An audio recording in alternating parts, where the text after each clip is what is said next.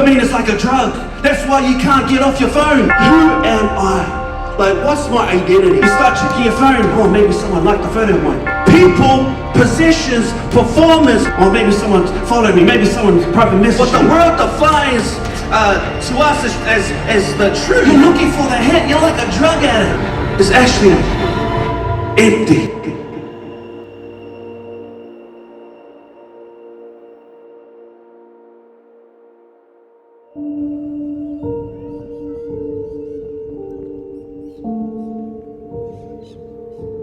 Sturdy Park, Logan Lee was on the radar with council. There was a lot of fights happening down here.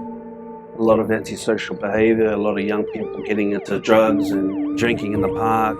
So it became quite an unsafe place.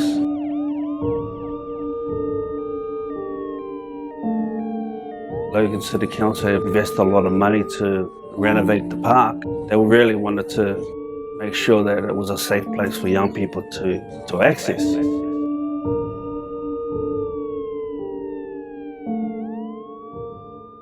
Recon actually is short for reconciliation.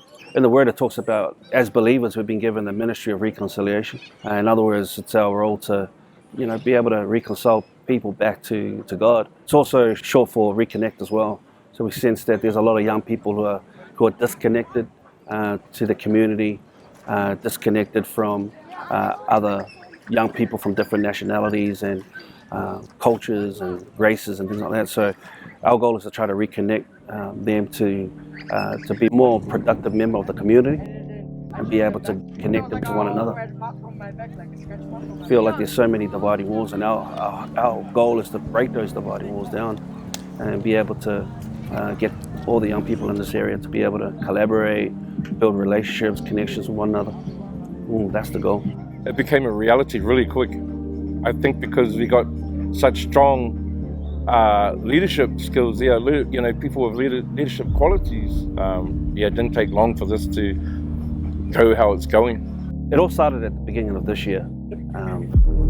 I had organised to take a few of my young people from my church to a youth conference.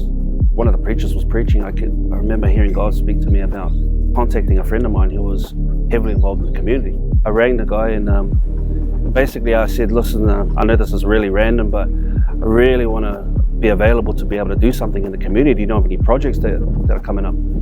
And he said to me, man, your timing is impeccable. I've actually been given funding to run a program in Logan. And so are you keen to come down and be part of it? And I said, yeah, of course. And he goes, so he said, listen, just come down and run some music workshops and then I'll introduce you to all the guys. So I said, cool. The following week, he rings me up and he goes, listen, sorry to tell you this, but I've just left my job. Just got offered a new role. And I'm thinking about canning the project, but I thought about you. And are you interested in taking the whole project on? And I went, yeah, for sure. So I went from just being asked to do a couple of workshops to actually coordinating the whole project. Very hot, mate. Jeez. So yeah, we're going to set up the DJ again now.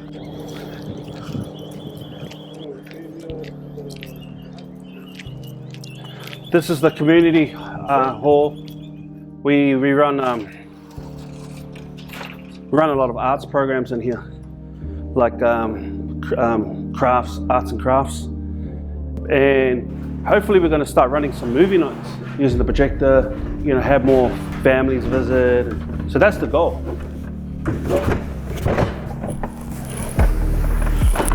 Check if it's broken. Oh, it's all right. But I reckon when it gets too hot, we could probably do some stuff in here as well. So this particular community centre, it's been here for years. Before we came here, the young people weren't accessing the hall, whatever reason it was, I'm not sure, but one of our goals was the hall itself to be used for youth-related programs. The reports were a lot of the young people were throwing a lot of rocks at the centre. Now they're totally, they respect the space now and they've claimed it as their own. And seeing a lot of, productivity coming out of what we're doing here, especially with the young people getting involved in all the different workshops that we're provided. We offer graffiti art, so they can come and learn how to spray paint and all forms of graffiti. He's running that workshop.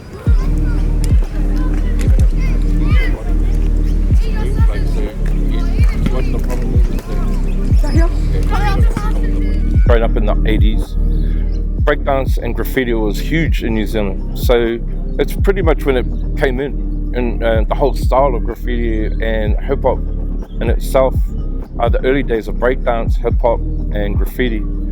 So I was taken upon that straight away. The first time I actually saw a graffiti movie, I was just blown away. I knew that's what I wanted to do. So I did, and I did it underneath my house and in my bedroom, in the closets, and wasn't supposed to, but got in trouble for it. But it escalated for me, and as the trend came out in New Zealand, it really blew up over there. School, as a kid, I was more hands-on, so I was more of an artist, so I gravitated to it. And so all my maths books, my English books, my social studies books, all the title pages were all in graffiti, and I think I was a bit of a popular guy. I became popular because of it, and I started doing other people's title pages and maths books and all that sort of stuff for food, and so I sort of ended up charging people. We also have a DJ and music production workshop, which I deliver, and teaching the guys how to make beats, how to record vocals, and then teaching them how to DJ as well. So I've been DJing since 1998, so it's a long time now. Self-taught, bought my first pair of turntables back in 98, and then just spent hours just teaching myself how to DJ, and then from there I started getting into the house parties and different celebrations and things like that, and birthdays and weddings and things like that. And then I got into the club scene, and was DJ for a while in the club scene. Yeah. I just give them a sort of a basic teaching of it. I really sort of base it on respect for the neighborhood. We've got a lot of problem with graffiti around here, so they put it into good use, and they sort of have a bit more of an understanding and scope on the ins and outs of graffiti. You want to be proud of what you do and where you do it. So I really get into the heads that it's not cool to go around scribbling on people's cars or their houses or the fences, and come here, come to us and be taught. Today we're doing the word nice. So the kids sort of emphasize the word nice, to be nice to one another, obviously. And it's a good attribute to have, to help people and just generally be nice around their community. But it's really a nice and easy plain word to see for them to actually expand on. And once they've learned to paint it, it'll stand out to them, and that's what we want. We want everybody to be nice to one another. Every week these kids are growing, and that's what pushes me. That's what fuels my heart, and that's what makes me come here. Because you see them you'll teach them one little technique, and then all of a sudden next week they're using that technique, they've remembered it, you know what I mean? Yeah, so P and I actually met this time last year. We just connected straight away because P's got a real passion to support and help young people as well. And then from there we talked about ideas of collaborating, putting our passions together to be able to help young people, and that's how we connected. And then with Jamie, who runs our sports workshops, it was the same thing. We connected basically because he's had a passion to support young people as well. Yeah, so Trix is a music artist himself. He basically opens and closes the venue up for us. But we've been able to partner with him to run some percussion workshops, and because he's really good at he's a drummer and a percussionist, singer, and so we're trying to utilize him more. At first it was a 10-week program, and it went really well. We saw a decrease in crime and a decrease of antisocial behavior. We saw a lot of young people interacting with one another, especially from different backgrounds, different cultural backgrounds, and the young people just didn't want us to leave. And so Logan City Council were able to source some more funding to keep us down here. So that's why we're still here. So the whole 1-4 partnership actually came through a good friend of mine, Andy. And so Andy goes by the name of DJ Maxwell.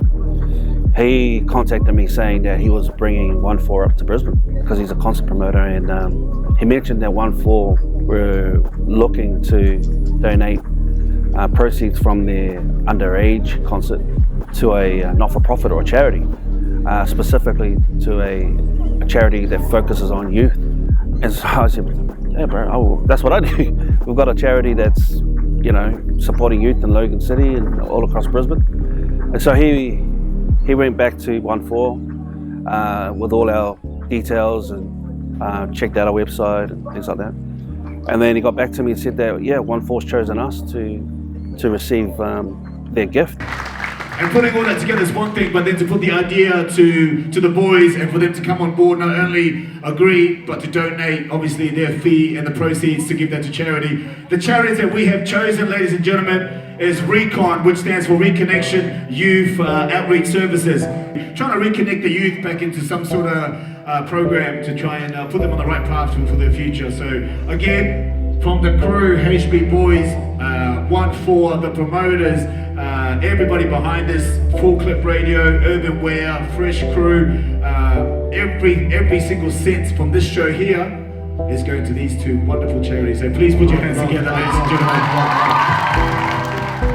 Ever since we've been here, we've seen the community change, especially in its kids, and that's where it starts. We hope through interacting with us and through our engagement with them that we're able to give them hope and be able to guide them and give them a pathway to be able to reach whatever goals that they may have in life.